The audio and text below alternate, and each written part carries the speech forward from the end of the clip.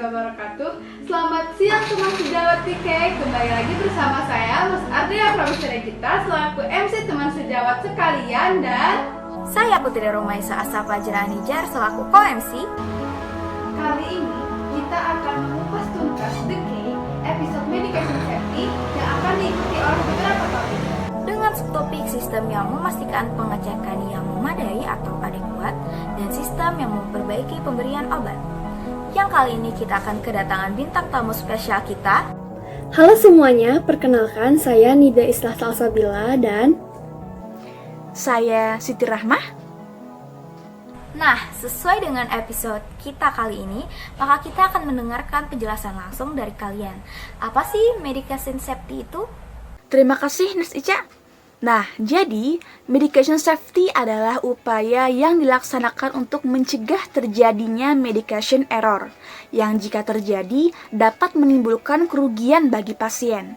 Medication Safety Practice atau MSP merupakan praktik prosedur yang aman dalam pengobatan. Dengan MSP, sistem pengobatan berjalan sesuai dengan prosedur, tujuan yang jelas, serta mempelajari kejadian medication error yang terjadi dalam lingkungan pelayanan pengobatan. Medication error adalah kejadian yang merugikan pasien akibat pemakaian obat, tindakan, dan perawatan selama dalam penanganan tenaga kesehatan yang sebetulnya dapat dicegah. National Patient Safety Agency menjelaskan bahwa medication error pada tahap administration error adalah jenis kesalahan yang paling sering terjadi dan menimbulkan dampak yang paling parah dibandingkan dengan kesalahan lainnya. Nah, kemudian medication safety ini mempunyai tujuan agar tercapainya keselamatan pasien atau patient safety. Patient safety adalah identifikasi penilaian, analisis, dan manajemen risiko dan patient safety insiden agar pelayanan pasien lebih aman dan meminimalkan harm atau bahaya pada pasien.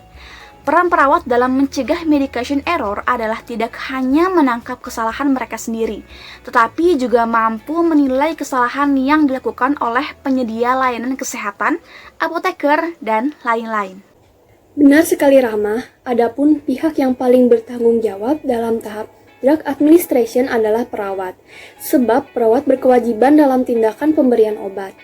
Faktor individu perawat seperti rendahnya pengetahuan tentang farmakologi, miskomunikasi, kelelahan, salah membaca label obat, dan ketidakpatuhan dalam melaksanakan prinsip benar pemberian obat merupakan faktor yang dapat menyebabkan medication administration error.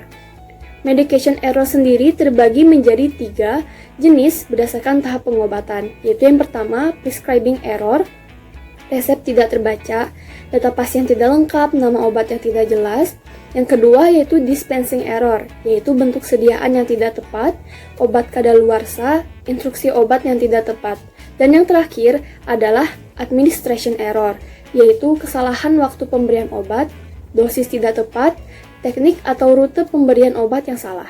Wah, jelas sekali ya penjelasannya Nurse Rahma dan Nurse Rida ya teman sejawat. Tentu saja Nurse Regita, jadi kita dapat memahami tentang medication safety ini. Nah, kalau begitu kita akan panggilkan bintang tamu kita selanjutnya. Silahkan masuk. Halo teman sejawat semuanya, perkenalkan nama saya Indah Yulianti dan ini teman saya.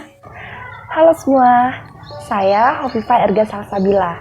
Nah, di sini kami akan mengangkat subtopik tentang sistem yang memastikan pengecekan yang memadai atau adekuat. Tepat sekali, sebelum kita masuk ke subtopik itu, saya akan menjelaskan dahulu mengenai pharmacovigilance. Nah, pharmacovigilance adalah ilmu dan kegiatan yang berkaitan dengan pengumpulan, deteksi, penilaian, pemantauan, dan pencegahan efek samping dengan produk farmasi. Untuk meminimalkan risiko efek samping obat yang tidak diinginkan, sistem pharmacovigilance telah dibentuk dengan memantau dari segi keselamatan. Sistem pengaturan ini dirancang untuk mendeteksi perubahan dalam keseimbangan asas, manfaat, risiko obat yang menjadi jelas selama penggunaan klinis rutin di masyarakat. Saat sinyal keamanan dievaluasi dan dikonfirmasi bahwa menunjukkan adanya sinyal bahaya, tindakan pengaturan yang tepat akan segera diambil untuk meminimalkan risiko. seperti merubah obat yang digunakan, pembatasan dosis, atau kontraindikasi. Lalu ada barcode. Nah, barcode adalah suatu kumpulan data optik yang dibaca dengan mesin.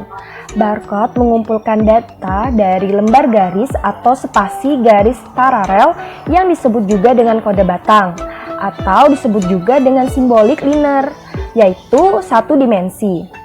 Selain dalam bentuk garis, barcode juga memiliki bentuk-bentuk lainnya, seperti persegi, titik, heksagon, dan bentuk geometri lainnya. Barcode pada awalnya digunakan untuk mengotomatiskan sistem pemeriksaan di swalayan. Akan tetapi, sekarang penggunaan barcode ini telah menyebar ke pelayanan atau penggunaan lainnya juga. Nah, karena biayanya yang murah, barcode ini juga dibaca dengan suatu mesin yang disebut dengan barcode scanner. Jadi itu ya sistem yang memastikan pengecekan yang memadai atau adekuat. Betul sekali Nurse Ica, dengan penjelasan tersebut akhirnya kita paham akan subtopik kita kali ini. Kalau begitu kita akan mengundang bintang tamu spesial terakhir kita. Langsung saja ini dia Ani Rashidah dan Novadiani Karisma Maharani. Hello good people. Halo semuanya. Jadi hari ini dengan subtopik kita yang terakhir, apa itu Nurse Ica? Sistem yang memperbaiki pemberian obat yang akan dijelaskan oleh kedua bintang tamu kita. Bisa langsung saja dijelaskan, Nurse? Baik, terima kasih Nurse Ica. Nah, sebelum kita memasuki subtopiknya, saya ingin menyampaikan bahwasanya teknologi informasi mempunyai potensi untuk mengurangi kesalahan pengobatan. Salah satu yang dianjurkan adalah penggunaan Computerized Physician Order Entry atau CPOA. CPOA ini merupakan suatu sistem pencatatan perintah atau order dari dokter yang berbasis teknologi komputer. Perintah ini kemudian ditransmisikan ke berbagai departemen dan staf medis yang bertanggung jawab atas pelaksanaan perintah, seperti laboratorium farmasi, radiologi, dan bidang keperawatan. Sistem ini mempunyai banyak keunggulan, terutama di bidang efisiensi dan keamanan pengobatan. Melalui sistem ini, baik dokter, perawat, apoteker bekerja bersama-sama dalam proses medikasi untuk mengurangi kesalahan pengobatan atau medication error. Hal ini terjadi karena CPOA tenaga kesehatan dapat mengakses data kesehatan medikasi seorang pasien. Perawat merupakan salah satu faktor kunci kesuksesan dalam pelaksanaan CPOA. Ya, benar sekali Nurse Ani. Jadi di dalam sistem ini, CPOA ini memberikan keuntungan antara lain. Yang pertama, yaitu mengurangi tingkat keterlambatan dalam proses keperawatan. Kemudian yang kedua, mengurangi kesalahan interpretasi tulisan tangan.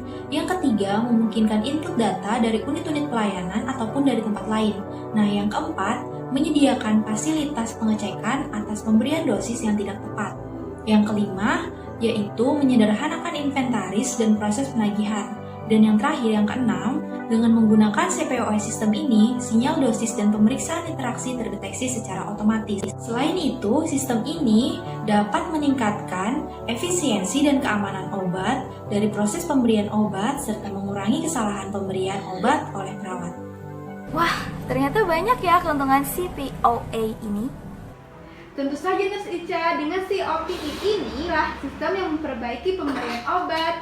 Nah, kalau begitu sudah selesai pembahasan mengenai subtopik terakhir kita. Jadi berakhir pula talkshow kita pada siang hari ini. Kami semua pamit ya teman sejawat. Wassalamualaikum warahmatullahi wabarakatuh. Sampai jumpa minggu depan di episode selanjutnya. Salam teman sejawat.